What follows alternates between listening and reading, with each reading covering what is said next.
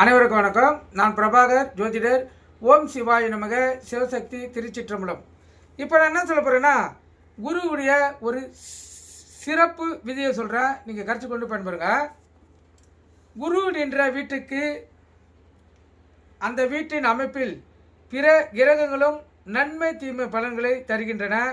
அதை பற்றி சிறு விளக்கத்தை சொல்கிறேன், நீங்கள் கருத்து கொண்டு பயன்பெறுங்க. குரு நின்ற வீட்டுக்கு 6ஆம் வீட்டில் சனி நின்றால் அச்சனி பாசகராகிறார். இதனால் நன்மையான பலன்களை அந்த ஜாதகருக்கு வாரி வழங்குவார். குரு நின்ற வீட்டுக்கு 5ஆம் வீட்டில் செவ்வாய் நின்றால் செவ்வாய் போதகராகிறார். இதனால் அதிகமான நன்மைகளை அந்த ஜாதகருக்கு வாரி வழங்குவார்.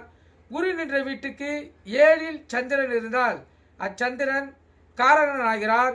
நிதானமான பலன்களை கொடுத்தாலும் நல்ல சிறப்பான பலன்களை கொடுப்பார். குரு நின்ற வீட்டுக்கு 12இல் சூரியன் இருந்தால் அச்சூரியன் வியாதகராகிறார். இதனால் நல்ல பலன்களை அந்த ஜாதகருக்கு தராமல் தடுத்து நிறுத்தக்கூடிய வாய்ப்பை அவர் ஏற்படுத்துவார். இது குரு நின்ற வீட்டுக்கு அமைப்பில் ஒரு ஜாதகருக்கோ அது ஆணாக இருந்தாலும் பெண்ணாக இருந்தாலும் நடக்கக்கூடிய வாய்ப்பு. நீங்கள் கருத்து கொண்டு பயன்பெறுங்க. நன்றி, வணக்கம். வாழ்க வளமுடன்.